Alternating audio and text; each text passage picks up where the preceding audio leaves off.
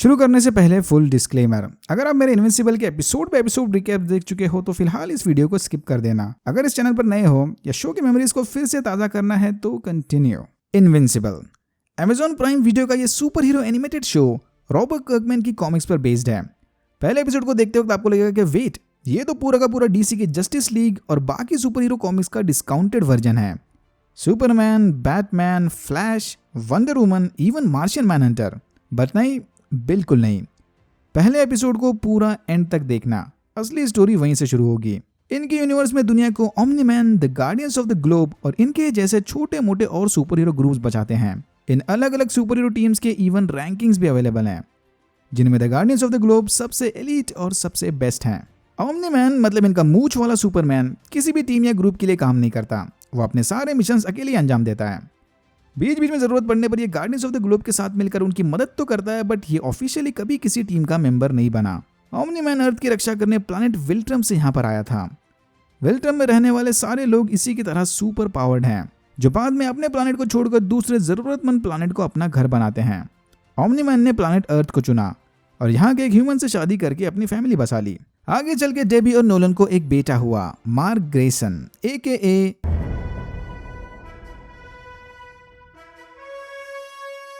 Mark को अभी तक उसके पावर्स नहीं मिले, शायद आधा ह्यूमन होने की वजह से थोड़ा टाइम लगेगा। एपिसोड 1 की शुरुआत में मॉलर ट्विंस नामी दो सुपर टेररिस्ट व्हाइट हाउस पर हमला करते हैं, बट इससे पहले कि दोनों प्रेसिडेंट को कोई नुकसान पहुंचाए, the guardians of the globe और ओमनी मैन ने इन्हें रोक लिया। मार्क के स्कूल में टॉड उसकी क्लासमेट एम्बर को परेशान कर रहा था। मार्क ने हीरोपंती दिखाकर इसे रोकने की कोशिश की, बट वो टॉड के हाथों बुरी तरह पिट गया। यह देखकर एम्बर ने टॉड को सबक सिखाकर मार्क को बचा लिया। Mission failed successfully. लगता है मार्क को ऐसे ही किसी आई एम वर्दी वाले मोमेंट की जरूरत थी, क्योंकि उसी रात से मार्क की बॉडी सुपर पावर्स डेवलप करने लग गई। मार्क ने खुशी खुशी ये बात जाकर अपने पेरेंट्स को बताई। मम्मी तो बड़ी खुश थी, बट ये न्यूज सुनकर उसके पापा के चेहरे पर 12 बज गए। फॉर्मेलिटी के लिए नोलन मार्क को बताता है कि वो कल से ही उसकी सुपर हीरो ट्रेनिंग शुरू कर देगा, बट मार्क को उड़ने की इतनी जल्दी थी कि उसने अपनी पर्सनल ट्रेनिंग उसी रात से शुरू कर दी। अगले दिन ट्रेनिंग के दौरान नोलन ने मार्क को जरूरत से ज्यादा पुश किया और उसे सुपर हीरो बनने की रियलिटी समझाने के चक्कर में जोरदार पंच मारा। पहला दिन है भाई उसका, थोड़ा तो रहम कर अपने बेटे पे। एनीवेज, ट्रेनिंग पूरी होने के बाद मार्क की एक्साइटमेंट्स डिप्रेशन में बदल गया। इसे अब लगने लगा है कि वो चाहे कुछ भी कर ले, अपने पापा जैसा स्ट्रांग नहीं बन सकता। फिर अपने आप को प्रूव करने मार्क एक काम चलाओ सुपर हीरो कॉस्ट्यूम बनाकर रॉबरी रोकने चला गया। मार्क ने रॉबरी तो रोक ली, बट इस चक्कर में पब्लिक प्रॉपर्टी का जबरदस्त नुकसान किया। कुछ देर बाद यहाँ नोलन AKA ओमनी मैन भी आ गया। अपने बेटे की सिचुएशन को देखकर इसे काफी बुरा लगा। फिर नोलन इसकी हिम्मत बढ़ाने मार्क को अपने एक टेलर दोस्त के पास लेकर चला गया। ये भाई साहब सुपर हीरो कॉस्ट्यूम बनाने में एक्सपर्ट हैं। मार्क फिर अपने लिए इनविंसिबल का नाम चूज करके नया सुपर हीरो कॉस्ट्यूम बनवाता है। अब तक तो सब ठीक लग रहा होगा ना, बट वेट, एंड सीन में हमने देखा कि ओमनी मैन ने the guardians of the globe के हेडक्वार्टर्स जाकर सारे टीम मेंबर्स को मार दिया। यस, सबको। सस्ता Flash, Wonder Woman, Martian Manhunter, Batman, Aquaman और भी जितने थे सबकी चटनी बना डाली इसने। इतने सारे सुपर हीरो से अकेले लड़कर उनको ठिकाने लगाने के बाद ओमनी मैन खुद भी बेहोश होकर वहीं गिर गया। पहले एपिसोड में पूरी जस्टिस लीग को उड़ा डाला। कहा था ना, असली स्टोरी यहां से शुरू होगी। ओमनी मैन सुपरमैन नहीं, होमलैंडर निकला, बट ऐसे अचानक क्यों? तो इन सारे सुपर हीरो ऑपरेशंस पर क्लैंडस्टाइन ग्लोबल डिफेंस एजेंसी नजर रखती थी, जिसके डायरेक्टर हैं सेसिल स्टेडमैन। एजेंसी के सोल्जर और मेडिकल टीम फौरन इस मामले की छानबीन में लग गए। सरप्राइजिंगली इस हादसे में बस ओमनी मैन ही जिंदा बच गया, जो फिलहाल इनकी सीक्रेट मेडिकल फैसिलिटी में बेहोश पड़ा है। सेसिल ने फौरन एजेंट डोनाल्ड को भेजकर यह खबर डेबी और मार्क तक पहुंचाई। डोनाल्ड दोनों से वादा करता है कि इनकी मेडिकल फैसिलिटी दुनिया में मौजूद किसी भी हॉस्पिटल से कई गुना ज्यादा एडवांस है। चाहे कुछ भी हो जाए, वो नोलन को बचा लेंगे। गार्डियंस वाला केस इतना अजीब है कि इसमें demon detective Damian Dark Blood को भी इंटरेस्ट आ गया। Yup, Dark Blood hell dimension से आया एक डीमन डिटेक्टिव है, जो अपने सुपरनैचुरल पावर्स की मदद से इस टाइप के अजीब केसेस को सॉल्व करता है। इसे सेसिल ने नहीं बुलवाया। डार्क ब्लड अपनी अलग ही प्राइवेट इन्वेस्टिगेशन में लगा है और इसे शुरुआत से ही इकलौते सर्वाइवर ओमनी मैन पर शक होने लग गया। इसी वक्त शहर पर फ्लैक्सन्स नामी एलियन प्रजाति ने हमला किया। मार्क अपना ध्यान भटकाने इन एलियन से लड़ने चला गया। जल्द ही मार्क समझ गया कि सुपर हीरोज की लाइफ जैसे टीवी और न्यूज में दिखाई जाती है, उससे कहीं ज्यादा ब्लडी और खतरनाक है। मासूम लोगों को अपने सामने धड़ाधड़ मरता देख मार्क वहीं पर फ्रीज हो गया। इसने एक बुढ़िया को बचाने की कोशिश की थी, बट अनफॉर्चुनेटली वो मार्क की पकड़ में बुरी तरह घायल हो गई। समय रहते शहर को बचाने इधर एक और सुपर हीरो की टीम आ गई, द टीन टीम, जिसमें शामिल है रोबोट, एटम ईव, डुप्लीकेट और रेक्सप्लोड। मार्क ईव का कहा मानकर उस ओल्ड लेडी को एजेंसी के सीक्रेट फैसिलिटी लेकर चला गया। उधर टीन टीम फ्लैक्सन्स के हाथों बुरी तरह हारने लग गई कि तभी कुछ एलियन सोल्जर्स अचानक से बूढ़े होकर मरने लगे। ये देखकर बाकी के सोल्जर्स पोर्टल बनाकर वहां से भाग गए। बाद में रोबोट को पता चला कि फ्लैक्सन्स के डायमेंशन में टाइम अर्थ से कहीं ज्यादा तेजी से चलता है, इसीलिए यहाँ के एनवायरमेंट में आकर वो फटाफट बूढ़े होने लगे।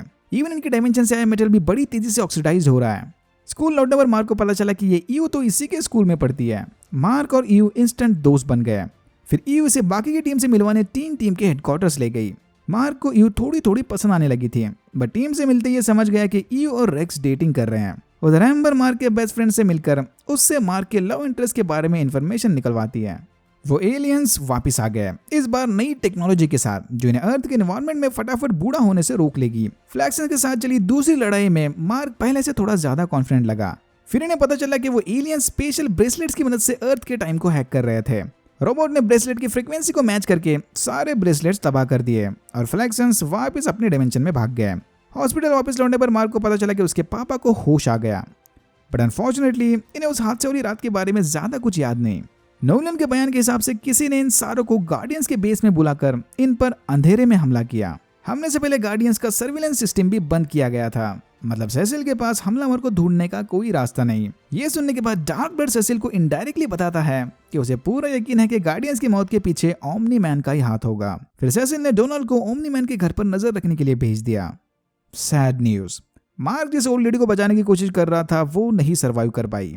जब ओमनी मैन रिकवर हो रहा था तब इसने स्पेस में एक खतरे को हैंडल करने के लिए अपने बेटे इनविंसिबल को भेज दिया। ये भाई साहब गलती से यूरोप की जगह अर्थ के डिफेंस सिस्टम को चेक करने आए थे।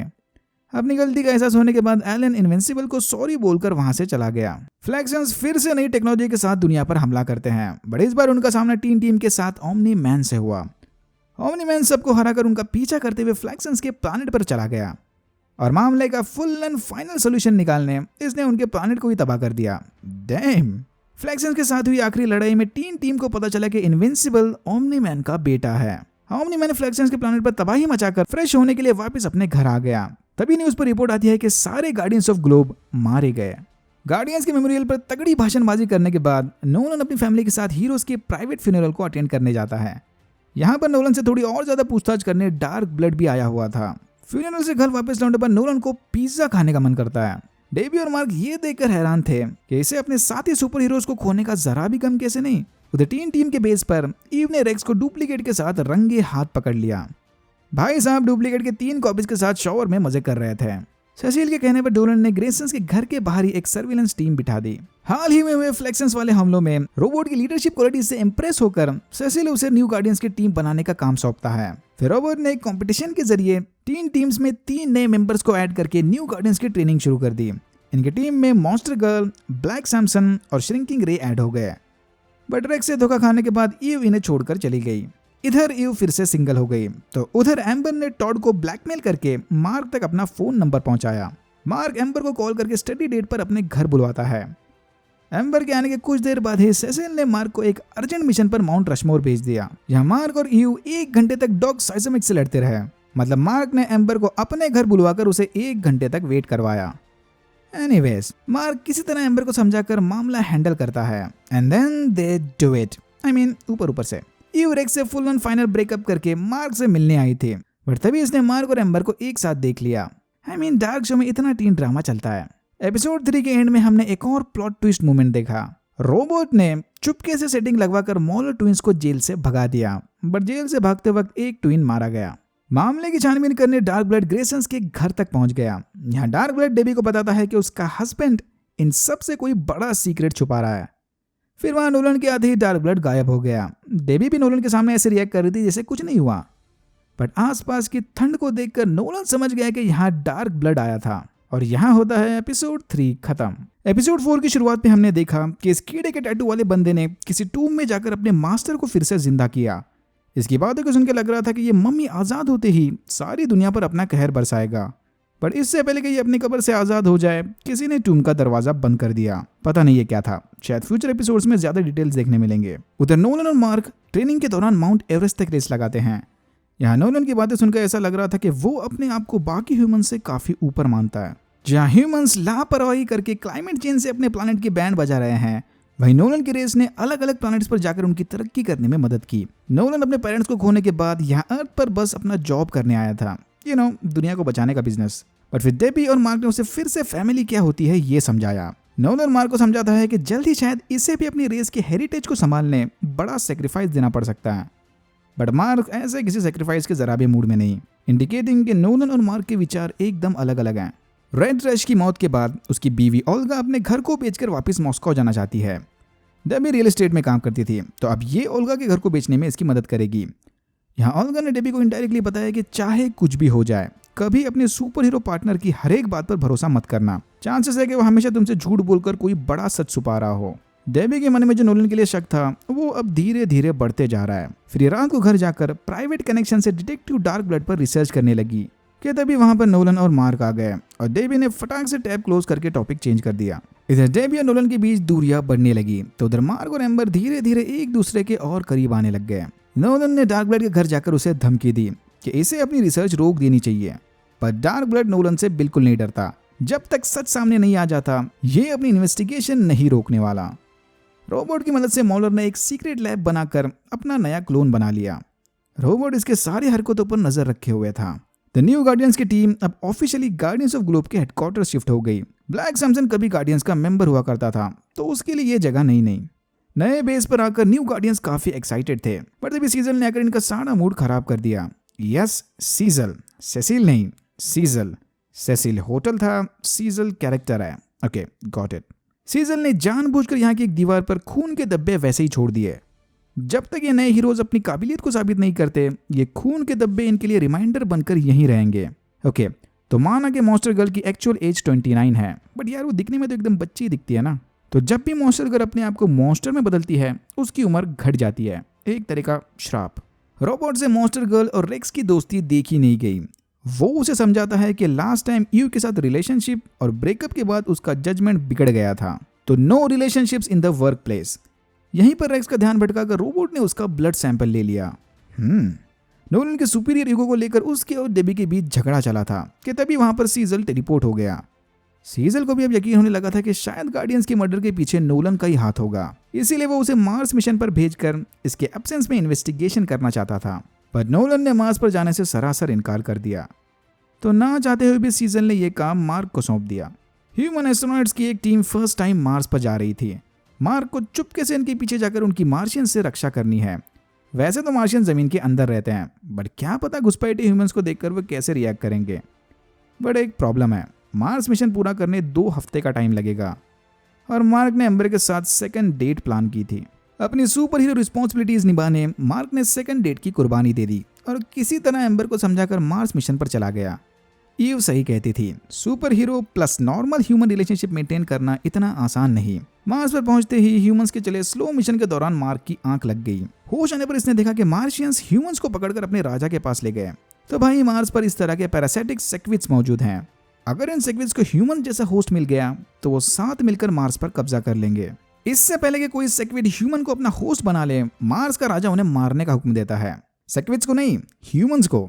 मार्क ने अपने पावर की मदद से समय रहते ह्यूमंस को मार्शियंस की कैद से छुड़ा लिया, बट ये नहीं जानते थे कि मार्शियन ने रूप बदलकर इनके बीच एक ह्यूमन को रिप्लेस कर दिया। जिस ह्यूमन को इसने रिप्लेस किया था वो सेक्विड का होस्ट बनकर मार्शियन पर हमला करता है।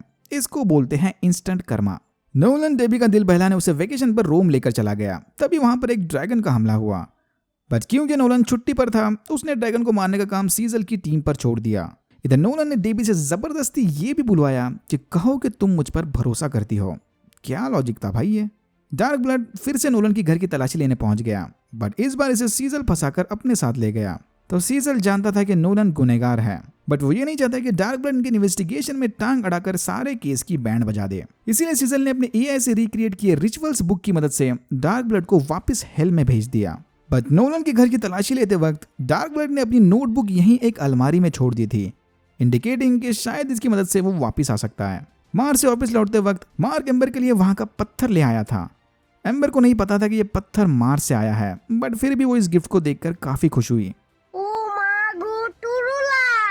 वेकेशन से लौटने के बाद डेबी ने ओल्गा के घर की सफाई करके उसे बेच दिया। एंड सीन में हमने देखा कि रोबोट रेक्स के ब्लड का सैंपल लेकर इस टेस्ट ट्यूब बाबा के पास चला गया। ये कौन है उसके बारे में हम आगे के एपिसोड्स में बात करेंगे, क्योंकि इसकी आइडेंटिटी काफी स्पॉइलर ही है।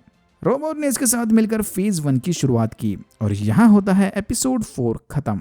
एपिसोड 5 में मैक्सिमम टाइम हम इस टाइटन नामी सुपर ह्यूमन की स्टोरी को देखते हैं। अपनी फैमिली की देखभाल करने टाइटन ने एक बार क्रिमिनल लॉर्ड मशीन हेड से पैसे उधार लिए थे और बस ये तब से पैसे चुकाने की खातिर मशीन हेड के लिए इलीगल काम करने लग गया। उस बैंक रॉबरी के वक्त इनविंसिबल ने इसे ही रोका था। टाइटन ने मशीन हेड के लिए एक सुपर एडवांस चिप चुराकर अपना सारा उधार चुकता कर दिया। मशीन हेड के प्रोसेसिंग पावर्स इस चिप के जरिए बहुत ही ज्यादा एडवांस हो गए, इतने एडवांस कि ये अब पॉसिबिलिटी और प्रोबेबिलिटी कैलकुलेशन के जरिए फ्यूचर भी प्रिडिक्ट कर सकता है। एक और बात, पता नहीं क्यों बट इसकी आवाज भोजपुरी ऑटो ट्यून सिंगर्स की तरह साउंड करती है।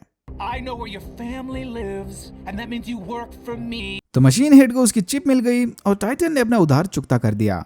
बट टाइटन जैसे इंपॉर्टेंट एसेट को ये थोड़ी ना इतनी आसानी से छोड़ देगा, इसे आज़ादी नहीं मिलने वाली। अगर टाइटन ने मशीन हेड के ऑर्डर्स नहीं माने तो ये उसकी फैमिली को मार देगा। वही बेसिक क्राइम लॉर्ड वाली धमकियां। टाइटन अपने स्किन को पत्थर में बदल सकता है, मतलब इसके पावर्स ल्यूक केज और द थिंग का मिक्सचर हैं। ये पावरफुल तो है बट खुद अकेला मशीन हेड जैसे क्राइम लॉर्ड को नहीं हरा सकता।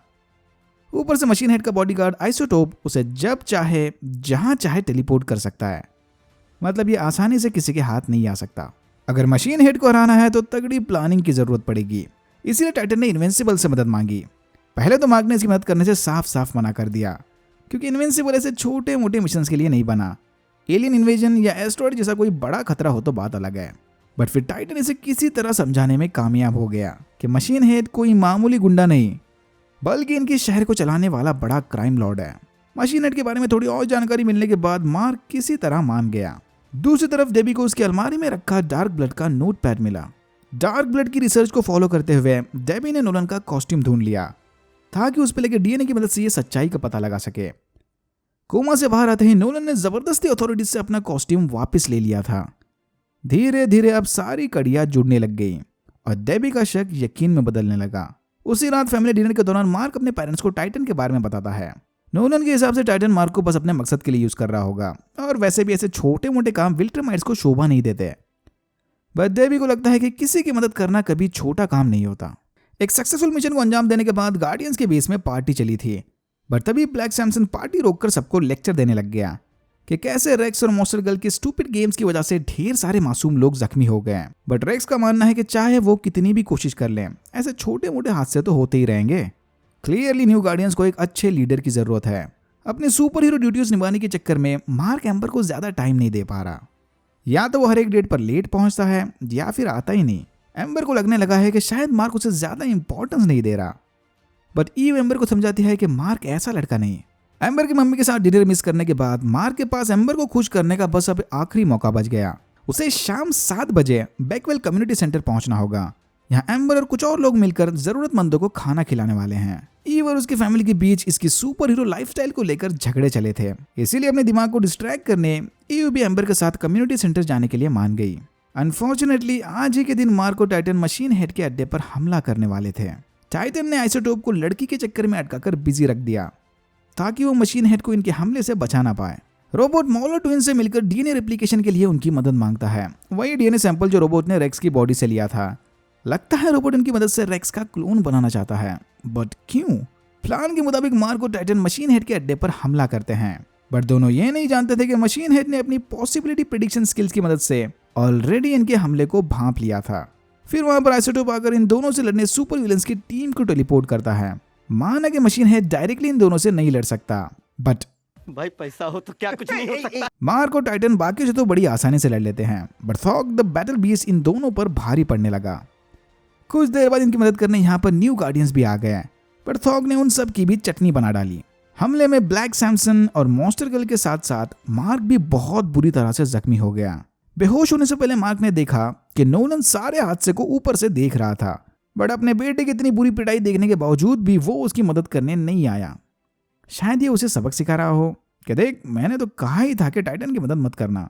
एनीवेज, देख के लग रहा है कि थॉग वहां मौजूद सारे हीरोज को मार देगा, बट बाद में वो खुद ही डिसअपॉइंट होकर वहां से चला गया कि ना, धरती पर इस जैसे महान योद्धा से लड़ने लायक कोई अपोनेंट नहीं, इन कमजोर हीरोज पर टाइम वेस्ट करके क्या फायदा। कुछ देर बाद वहां पर सीजल की टीम आकर मशीन हेड को पकड़ लेती है। मशीन हेड से चिप निकलने के बाद सीजल ने सारे जख्मी हीरोज को मेडिकल सेंटर भेज दिया। मार्क की हालत बहुत खराब लग रही थी, तभी बैकअप के लिए सीजल ने चुपके से इसका ब्लड सैंपल निकाल लिया, जस्ट इन केस। इस अनएक्सपेक्टेड हादसे की वजह से मार्क कम्युनिटी सेंटर नहीं पहुंच पाया, बट सीजल से खबर मिलते ही ईव एम्बर से वादा करती है कि मार्क उससे बहुत प्यार करता है, उसे माफ कर दो। मार्क ने जानबूझकर ये प्लान मिस नहीं किया, कोई बड़ी इमरजेंसी आ गई। ऑब्वियसली ईव एम्बर को असली सच्चाई नहीं बता सकती। मशीन हेड से पीछा छूटते ही टाइटन ने इसके बिजनेस पर कब्जा कर लिया और खुद डॉन बन गया। और हाँ, आइसोटोप शुरुआत से ही इस प्लान का हिस्सा था। मतलब नोलन ने बिल्कुल ठीक कहा था, टाइटन बस मार्क को अपने मकसद के लिए यूज कर रहा था। पर देख के लग रहा है शायद टाइटन इस शहर के लिए कुछ तो अच्छा कर ही लेगा। एंड सीन में हमने देखा कि सीजल की टीम मार्क के ब्लड पर रिसर्च कर रही थी, स्पेसिफिकली ये देखने के विल्ट्रामाइट्स को कैसे मारा जाए। पर इनकी लाख कोशिश करने के बावजूद भी ये अभी तक कोई सोल्यूशन नहीं निकाल पाए। ड्रग्स, वायरसेस और इवन रेडियो एक्टिव मटेरियल्स तक विल्ट्रामाइट ब्लड का कुछ नहीं बिगाड़ पाए। और यहाँ होता है एपिसोड 5 खत्म। एपिसोड 6 की शुरुआत होती है अपस्टेट यूनिवर्सिटी के कैंपस से, जहाँ डग नाम का एक करोड़पति स्टूडेंट कुछ लड़कियों को परेशान कर रहा था। उन लड़कियों के वहां से जाते ही कोई डग को किडनैप करके उसकी बॉडी पर एक्सपेरिमेंट्स करने लग गया। ये बंदा डग के वोकल कॉर्ड्स निकालकर उसे साइबॉर्ग बनाना चाहता है। पिछले एपिसोड में बुरी तरह से पिटने के बाद मार्क, मॉन्स्टर गर्ल और ब्लैक सैमसन तीनों की कंडीशन एकदम क्रिटिकल है। 6 दिन तक बेहोश रहने के बाद मार्क किसी तरह से रिकवर हो गया। ब्लैक सैमसन का हाथ एक अजीब इलेक्ट्रिकल एक्सीडेंट के बाद फिर से चालू हो गया। डॉक्टर्स भी ये देखकर काफी हैरान थे। मॉन्स्टर गर्ल की कंडीशन अब भी बहुत खराब है। सरप्राइजिंगली रोबोट मॉन्स्टर गर्ल की रिकवरी में जरूरत से ज्यादा इंटरेस्ट ले रहा था। ईव ने एम्बर को बताया था कि मार्क का एक्सीडेंट हो गया है और हॉस्पिटल वाले कोई विजिटर्स को अलाउ नहीं कर रहे हैं। तो फुली रिकवर होने के बाद मार्क जाकर एम्बर से मिला और उनके रिलेशनशिप को फिर से फ्रेश स्टार्ट करने के लिए उसे मनवा लिया। मार्क का बेस्ट फ्रेंड विलियम उसके बॉयफ्रेंड रिक से मिलने अपस्टेट यूनिवर्सिटी जाने वाला था। मार्क भी इसके साथ एम्बर को लेकर यूनिवर्सिटी जाने का प्लान बनाता है ताकि वहां उन दोनों को थोड़ा प्राइवेट टाइम मिल सके। ये वही यूनिवर्सिटी है जहां से हट्टे कट्टे जवान गायब हो रहे थे और रिक भी एकदम मुस्टंडा है, इंडिकेटिंग के जल्दी इसका नंबर भी आएगा। ईव ने अपने घर को छोड़कर फ्रीलांसर सुपर हीरो बनने का डिसीजन ले लिया, तो ये अब अकेले रहकर अपने एटॉमिक रिकंस्ट्रक्शन वाले पावर्स की मदद से ह्यूमैनिटी की मदद करेगी। क्लियरली इसके घर वाले इस फैसले के एक सख्त खिलाफ थे। यूनिवर्सिटी में चले बायोलॉजी लेक्चर के दौरान हमारी मुलाकात सिंक्लेयर से हुई, तो इसके हिसाब से ह्यूमन बॉडी के फ्लॉज को सॉल्व करने हमें टेक्नोलॉजी से जुड़ना होगा। ये हेल्दी खाना खा के और एक्सरसाइज करके कुछ नहीं होने वाला। इसकी बातों को सुनकर ये साफ साफ जाहिर हो गया कि वो साइबॉर्ग्स पर रिसर्च करने वाला बंदा यही था। मार्क और एम्बर कैंपस में बैठे थोड़ा क्वालिटी टाइम बिता रहे थे कि तभी वहां पर सीवर से निकलकर एक साइबॉर्ग आ गया। ये वही बंदा है जो एपिसोड 1 की शुरुआत में गायब हुआ था। डग फुल कंफ्यूज हालत में आसपास खड़े लोगों पर हमला करने लग गया। अब क्योंकि इसके वोकल कॉर्ड्स निकाल दिए गए इसलिए वो किसी को बता भी नहीं सकता कि वो डग है। एनीवेज, रिक को डग के हमले से बचाने विलियम उसका ध्यान भटकाता है। मतलब अब डग विलियम के पीछे पड़ गया। मार्क को रियलाइज हुआ कि अब इसके पास इनविंसिबल बनने के अलावा दूसरा कोई ऑप्शन नहीं। फिर इसने फटाक से कॉस्ट्यूम चेंज करके विलियम की जान बचा ली। इतने पास से इनविंसिबल को देखकर विलियम समझ गया कि अरे ये तो मार्क है। फाइनली किसी सुपर हीरो शो ने असली रियलिटी दिखा दी भाई। मार्क के साथ लड़ाई के दौरान डग का हेलमेट निकल गया और फिर अपनी करंट कंडीशन का रिफ्लेक्शन देखने के बाद डग ने सीधा सुसाइड कर लिया। तो इनविंसिबल ने इन सबको बचा लिया, बट वो अपनी रिलेशनशिप को नहीं बचा पाया क्योंकि मार्क और इनविंसिबल एक जगह पर एक साथ नहीं हो सकते। इसीलिए एम्बर को लगा कि शायद साइबॉर्ग से डरकर मार्क इन्हें यहीं छोड़कर भाग गया था और उसके मरने के बाद अब झूठे एक्सक्यूजेस देने वापस आ गया। ये फंस गया। डग के मरने के बाद सिंक्लेयर ने रिक को अपना अगला टारगेट चुन लिया। एम्बर मार्क को छोड़कर एक लोकल स्टूडेंट पार्टी अटेंड करने चली गई। रिक मार्क का मूड ठीक करने बाहर बियर लेने गया था कि तभी सिंक्लेयर ने उसे किडनैप कर लिया। विलियम को शक था कि रिक के साथ जरूर कुछ बुरा हुआ होगा, बट मार्क का पूरा ध्यान एम्बर को इम्प्रेस करने में था, इसीलिए विलियम अकेला ही रिक को ढूंढने निकल पड़ा। मार्क ने उस पार्टी में जाकर देखा कि एम्बर किसी नए हैंडसम बंदे के साथ बालकनी में खड़े बात कर रही है। ये एम्बर से मिलने जाने ही वाला था कि तभी उसे विलियम का वीडियो कॉल आ गया। मार्क समझ गया कि विलियम की जान खतरे में है और वो पार्टी छोड़कर अपने दोस्त को बचाने चला गया। मार्क विलियम को ढूंढते हुए कैंपस के सीवर सिस्टम में घुस गया। यहीं उसका सामना 3 साइबॉर्ग से हुआ, जिसमें से एक रिक था। तीनों साइबॉर्ग मार्क पर भारी पड़ने लगे। सिंक्लेयर विलियम पर भी अपने एक्सपेरिमेंट शुरू करने वाला था कि तभी विलियम ने चिल्लाकर रिक को पुकारा। यहाँ प्यार की ताकत के आगे टेक्नोलॉजी हार गई और रिक ने अपने सर से सिंक्लेयर का प्रोसेसर निकालकर मार्क की मदद की। फिर बाकी 2 साइबॉर्ग को डिसमेंटल करने के बाद मार्क ने सिंक्लेयर का जबड़ा तोड़ दिया। ले भाई, अब जेल में बैठकर खुद पर एक्सपेरिमेंट्स करना। थोड़ी देर बाद यहाँ सीजल की मेडिकल टीम आकर साइबॉर्ग और सिंक्लेयर को वहां से ले गए। रोबोट मॉलर ट्विंस से मिलकर उनके क्लोनिंग प्रोसेस का स्टेटस चेक करने गया था। मॉलर ट्विंस को रियलाइज हुआ कि इन्हें रोबोट पर भरोसा नहीं करना चाहिए। फिर ये दोनों शवल लेकर अपने लिए बैकअप इंश्योरेंस प्लान बनाते हैं। ब्लैक सैमसन और मॉन्स्टर गर्ल भी अब अच्छे खासे रिकवर हो गए। रोबोट का मॉन्स्टर गर्ल के साथ अजीब सा अटैचमेंट देखकर ब्लैक सैमसन और मॉन्स्टर गर्ल दोनों ही काफी हैरान थे। डेबी नोलन का कॉस्ट्यूम लेकर उनके सुपर हीरो टेलर आर्ट से मिलने गई थी। आर्ट ने रिसर्च करके पता लगा लिया कि नोलन ने ही सारे गार्डियंस को मारा था। नोलन ने बाहर से इन दोनों की सारी बातें सुन ली। फिर डेबी के वहां से जाने के बाद नोलन कुछ बियर्स लेकर आर्ट से मिलने गया। देख के लग नहीं रहा कि आर्ट इस फाइनल बियर पार्टी को सरवाइव कर पाएगा। नोलन के वापस घर लौटने पर नशे में धुत डेबी उससे पूछती है कि उसने गार्डियंस को क्यों मारा। पहले तो नोलन ने इस बात को इनकार करके उसे समझाने की कोशिश की, बट डेबी बिल्कुल भी समझने के मूड में नहीं। एंड सीन में हमने देखा कि दो लड़के सुपर हीरो इमोर्टल की कब्र खोद के उसकी खोपड़ी से दारू पीने की तैयारी में थे। अपैरेंटली ऐसा करने पर वो दोनों इमोर्टल बन जाएंगे, बट साला इमोर्टल खुद नोलन के हाथों मारा गया। इन्हें क्या अमर बनाएगा। एनीवेज, इससे पहले कि दोनों अपने प्लान को अंजाम दे पाए, वहां पर शवल लेकर मॉलर ट्विंस आ गए और यहाँ होता है एपिसोड 6 खत्म। एपिसोड 7 में हमें कोई साइड आर्क देखने नहीं मिला। पूरा का पूरा एपिसोड मेन स्टोरी से कनेक्टेड था। रात में नोलन से झगड़ने के बाद डेबी अब भी उससे नाराज थी। डेबी ने नोलन को सीधे सीधे बता दिया कि उसके असली रूप को देखने के बाद डेबी का भरोसा उस पर से उठ गया है। नोलन ने इसे फिर से समझाने की कोशिश की कि उसने जो कुछ भी किया उसके पीछे एक बड़ा रीजन था, बट अपैरेंटली नोलन अपनी बीवी को उस रीजन के बारे में नहीं बता सकता। लेकिन नोलन चाहता था कि डेबी को उसकी सच्चाई पता चले, इसीलिए उसने उसके कॉस्ट्यूम को ठिकाने लगाने के बजाय अपने ही घर में छुपा दिया। तो भाई, बताना चाहते हो कि नहीं बताना चाहते, जो भी है एक क्लियर ऑप्शन चूज करो ना। डेबी को नोलन का ये घुमा फिरा के बात करने वाला अंदाज बिल्कुल पसंद नहीं आता और वो फिर उसे अपने घर से बाहर निकाल देती है। गुस्से में नोलन दरवाजे के बजाय छत में होल बनाकर बाहर चला गया। नोलन के जाते ही डेबी ने फौरन मार्क को कॉल करके घर बुलाने की कोशिश की, बट कॉल कनेक्ट नहीं हो पाया। फिर वहां पर सीजल की आर्मी आके डेबी को अपने साथ लेकर गए। मार्क ने एम्बर को मनाने उसे अपनी सच्चाई बता दी कि मार्क ही इनविंसिबल है, इसीलिए वो उसे ज्यादा टाइम नहीं दे पा रहा। बट एम्बर तो ऑलरेडी जानती थी कि मार्क एक सुपर हीरो है। उसे मार्क के सुपर हीरो होने या लेट आने से कोई प्रॉब्लम नहीं था। उसे तो बस मार्क के झूठ बोलने से प्रॉब्लम है। ये दोनों भी लव बर्ड्स ना इतना ओवर रिएक्ट करते हैं, क्या बताऊं। मार्क ने विलियम के सामने अपना दिल हल्का करने की कोशिश की, बट विलियम को भी लगता है कि सारी गलती मार्क की थी। इधर विलियम को एक और बात पता चली कि ओमनी मैन मार्क के पापा हैं। विलियम से ताने सुनने के बाद मार्क ईयू से मिलने चला गया। अब एक सुपर हीरो का दर्द दूसरा सुपर हीरो ही समझेगा ना। रोबोट मॉलर ट्विंस से मिलकर उन्हें अपने असली प्लान के बारे में बताता है। तो ये बड़ा सा टेस्ट ट्यूब बेबी एक्चुअल में रोबोट को कंट्रोल करने वाला बंदा है। रूडोल्फ कॉनर्स AKA रूडी, असली रोबोट। मॉन्स्टर गर्ल से मिलने के बाद रूडी को उससे इंस्टेंट प्यार हो गया। दोनों की कंडीशन एकदम मैच करती है ना, अपनी खुद की बॉडी में अटके कैदी। रोबोट ने देखा कि मॉन्स्टर गर्ल को रेक्स का कैरेक्टर बहुत पसंद आया था, इसीलिए उसने अपनी बॉडी को बनाने रेक्स का DNA सिलेक्ट किया। बट इसने जानबूझ के रेक्स के सेल्स को बच्चे की बॉडी में बदल दिया ताकि वो और मॉन्स्टर गर्ल साथ में ऑड कपल ना लगे। I mean, अगर मॉलर ट्विंस ने इसका काम कर दिया तो बदले में वो उन्हें ये कंट्रोलिंग कॉलर बनाने के ब्लूप्रिंट्स देगा। मॉलर्स फौरन मान गए और रूडी के दिमाग को छोटे रेक्स में ट्रांसफर करने का काम शुरू कर दिया। तो इस क्लोनिंग प्रोसेस में ये रूडी की कॉन्शियसनेस को रेक्स में ट्रांसफर नहीं कर रहे हैं, बल्कि उसके दिमाग की कॉपी बना रहे हैं। मतलब एक्सपेरिमेंट पूरा होने के बाद रूडी के 2 वर्जन्स होंगे, एक छोटे रेक्स की बॉडी में और एक रूडी के खुद अपनी बॉडी में। क्लोनिंग प्रोसेस के दौरान रूडी के अलग बायोलॉजिकल स्ट्रक्चर की वजह से मशीन में प्रॉब्लम्स आ गए, बट मॉलर ट्विंस ने किसी तरह जुगाड़ लगाकर काम पूरा कर दिया। हो सकता है कि इस हादसे के बाद छोटे रेक्स में मौजूद रूडी की पर्सनालिटी थोड़ी चेंज हो जाए, अब आगे ही समझेगा। क्लोनिंग कंप्लीट होने के बाद रूडी ने अपनी जान दे दी ताकि दुनिया में उसका बस एक ही और बेटर वर्जन जिंदा रहे।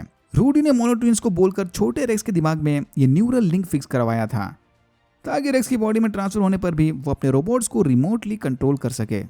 क्लोनिंग प्रोसेस पूरा होने पर मॉलर्स को कंट्रोलिंग कॉलर का डिजाइन तो मिल गया, बट यह नया रूडी थोड़ी ना उन्हें आजाद रहने देगा। रूडी अपने रोबोट ड्रोन्स की मदद से मॉलर ट्विंस को वापस जेल भेजने की तैयारी में है। सीजन ने डेबी को बताया कि वो जानता था कि नोलन ने ही सारे गार्डियंस को मारा है, बट नोलन के खिलाफ जाने से पहले ये उसकी कमजोरी का पता लगा रहे थे ताकि जरूरत पड़ने पर वो नोलन को हरा सके। लाख कोशिश करने के बाद भी अभी तक तो इनके हाथ कुछ नहीं आया। सीजन को लगता है कि फिलहाल नोलन को हराने उनके पास बस एक ही ऑप्शन बच गया, मार्क को नोलन से लड़ना होगा। नोलन माउंट एवरेस्ट की पहाड़ियों में जाकर मार्क को सच्चाई बताने की प्रैक्टिस कर रहा था।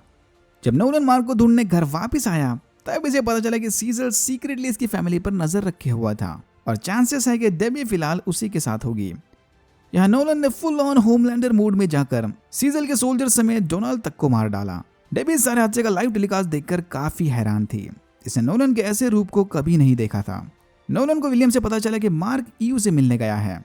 मार्क और ईयू दूर जंगल में बैठे इसके एम्बर के साथ हुए ब्रेकअप को डिस्कस कर रहे थे। हॉस्पिटल वाले उस अजीब इंसिडेंट के बाद ब्लैक सैमसन के सुपर पावर्स वापस आ गए। तभी सीजन ली ने कॉल करके बताया कि सारे एपोकलिप्स लेवल का प्रॉब्लम हैंडल करने के लिए तैयार हो जाओ, मतलब नोलन से लड़ने। इस मैसेज को सुनने के बाद रूडी भी मॉलो ट्विंस को छोड़कर हेडक्वार्टर्स चला आया। और भाई यहाँ पर रोबोट के ह्यूमन वर्जन को देखकर सारे गार्डियंस हैरान और परेशान थे। सबसे ज्यादा परेशानी तो रेक्स को हुई, क्योंकि रोबोट ने एक लड़की को पटाने के लिए उसकी बॉडी यूज की। समझ रहे हो ना भाई का फ्रस्ट्रेशन। ये लोग इस टॉपिक को बाद में आराम से डिस्कस करेंगे, अगर कोई डिस्कस करने के लिए जिंदा बचा तो। जैसे ही सीजल को पता चला कि नोलन मार्क से मिलने जा रहा है, उसे रोकने के लिए इसने special satellite weapon the hammer का इस्तेमाल किया। हैमर बस नोलन के नाक से ही खून निकाल पाया। फिर नोलन सैटेलाइट को तोड़कर मार्क को ढूंढने चला गया। सीजल को किसी भी हाल में नोलन से पहले मार्क तक पहुंचना होगा।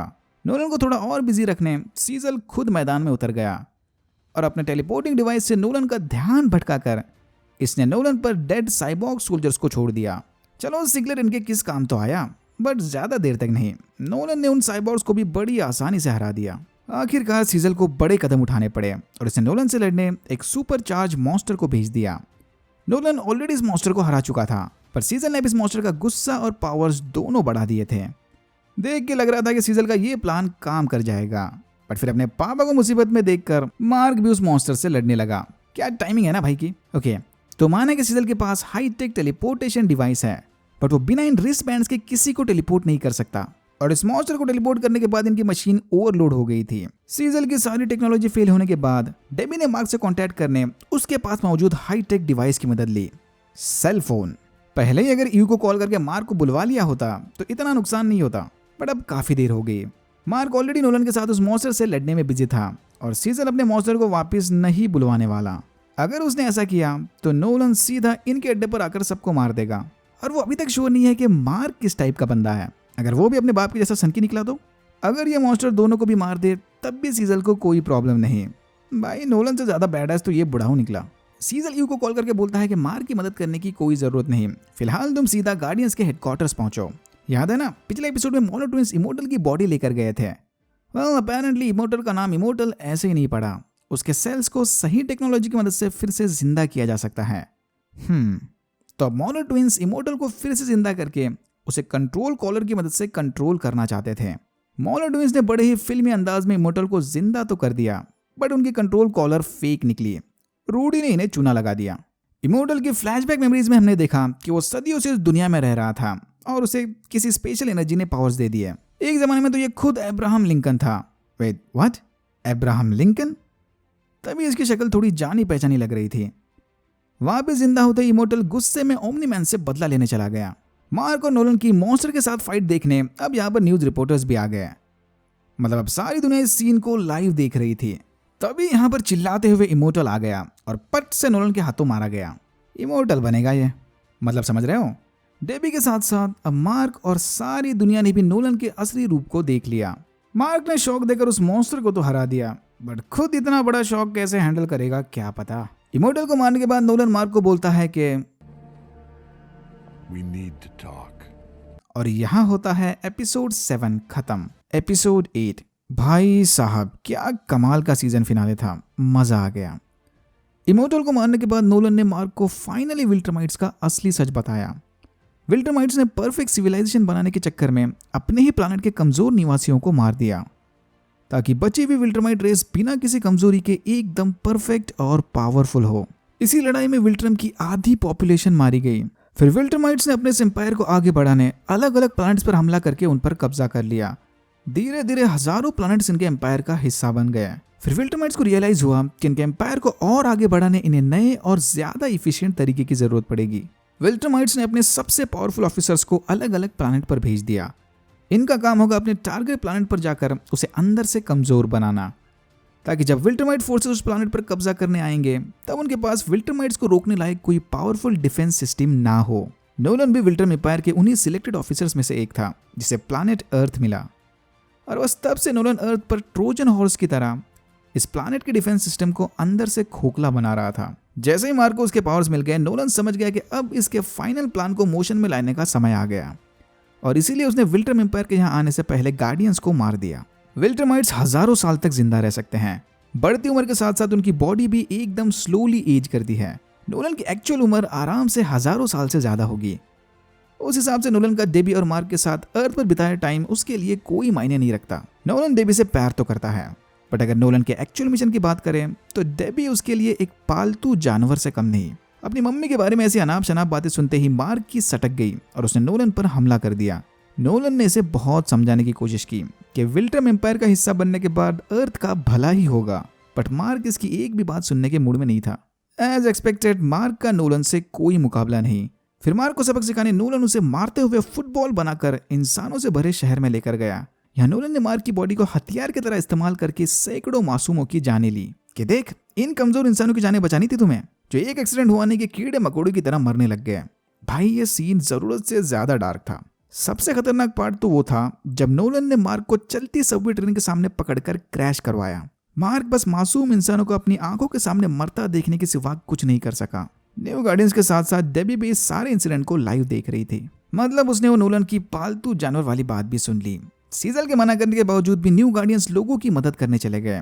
वो ओमनी मैन को तो हरा नहीं सकते, बट एटलीस्ट हादसे में जख्मी लोगों की मदद तो कर ही सकते हैं ना। इतना सब देखने सुनने के बावजूद भी मार्क ने हार नहीं मानी। वो अब भी अपने फैसले पर अड़ा रहा, चाहे कुछ भी हो जाए।